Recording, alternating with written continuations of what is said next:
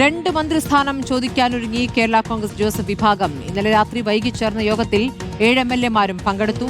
PJ ജോസഫിന്റെ വീട്ടിൽ യോഗം ചേരുകയായിരുന്നു. 2011-ൽ 8 MLA-മാർ ഉണ്ടായിരുന്നപ്പോൾ 2 മന്ത്രിസ്ഥാനവും 1 ചീഫ് വിപ്പ് സ്ഥാനവും ലഭിച്ചിരുന്നു.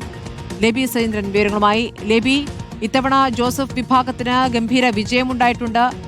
7 വിജയിച്ചു എന്നുള്ളതാണ്. അപ്പോൾ 2 മന്ത്രിസ്ഥാനത്തിന് അർഹതയുണ്ട് എന്ന നിലയ്ക്കുള്ള നിലപാടാണോ എടുക്കുക? അതിൽ ഒരു നിർബന്ധ ബുദ്ധിയോടുകൂടി തന്നെ അത് ആവശ്യപ്പെടുമെന്നാണോ മനസ്സിലാക്കേണ്ടത്? ഇന്നലത്തെ യോഗത്തിലുണ്ടായ തീരുമാനം എന്താണ്? ഇപ്പോൾ ആ ഗംഭീര വിജയം അവർക്ക് കൂടുതൽ ആത്മവിശ്വാസം നേടിക്കൊടുത്തിട്ടുണ്ടല്ലോ. തീർച്ചയായും സ്മൃതി, തിരഞ്ഞെടുപ്പിൽ വലിയ നേട്ടമാണ് കേരള കോൺഗ്രസ് ഉണ്ടാക്കിയത്. അതുകൊണ്ട് തന്നെ 2 മന്ത്രിസ്ഥാനം ഇക്കുറി വേണം എന്നത് തന്നെയാണ് ഇന്നലെ PJ ജോസഫിന്റെ പാർട്ടി ചെയർമാനായ PJ ജോസഫിന്റെ വീട്ടിൽ ഇന്നലെ അർദ്ധരാത്രിയോടെയാണ് യോഗം ചേർന്നത്. എല്ലാ MLA-മാരും ഉണ്ടായിരുന്നു, 7 പേരും ഉണ്ടായിരുന്നു.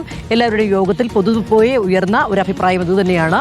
7 MLA-മാർ, അത് 8 സീറ്റ് കിട്ടിയതിൽ അത് LDF-ന്റെ ഉറച്ച കോട്ടയായ കാഞ്ഞങ്ങാട് മാത്രമാണ് വിട്ടുപോയത്. ബാക്കി 7 സീറ്റും പിടിച്ചെടുത്തു എന്നുള്ളത് കൊണ്ട് തന്നെ, പിടിച്ചെടുക്കുകയായിരുന്നു. 2 സീറ്റാണ് കഴിഞ്ഞ തവണ ഉണ്ടായിരുന്നത്. പിടിച്ചെടുത്തു എന്നതുകൊണ്ട് തന്നെ 2 മന്ത്രിസ്ഥാനത്തിന് അർഹതയുണ്ട് എന്നാണ് പൊതുവെ ഒരു അഭിപ്രായം ഉയർന്നത്. അത് മാത്രമല്ല, 2011-ൽ 8 MLA-മാരാണ് ഉണ്ടായിരുന്നത്. അന്ന് 2 മന്ത്രിസ്ഥാനവും 1 ചീഫ് വിപ്പ് സ്ഥാനവും കൊടുത്തു. 2 മന്ത്രിമാർ KM മാണിയും PJ ജോസഫ് മന്ത്രിയാവുകയും ചെയ്തു. അതുപോലെ തന്നെ PC ജോർജ് ചീഫ് വിപ്പ് ആവുകയും ചെയ്തു. 2006-ലേക്ക് അന്ന് LDF-ന്റെ ഒപ്പമായിരുന്നു PJ ജോസഫ്.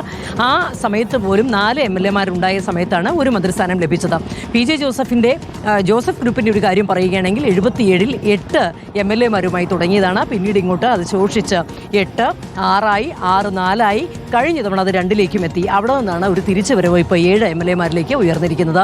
ഈ ഒരു സാഹചര്യത്തിൽ വലിയ തിരിച്ചുവരവ് കേരള കോൺഗ്രസ് നടത്തിയിരിക്കുന്ന സാഹചര്യത്തിൽ 2 മന്ത്രിസ്ഥാനം ചോദിക്കണം എന്നുള്ള പൊതു നിലപാട് തന്നെയാണ് ഇന്നലത്തെ യോഗത്തിൽ ഉയർന്നത്. സ്മൃതി, ശരി.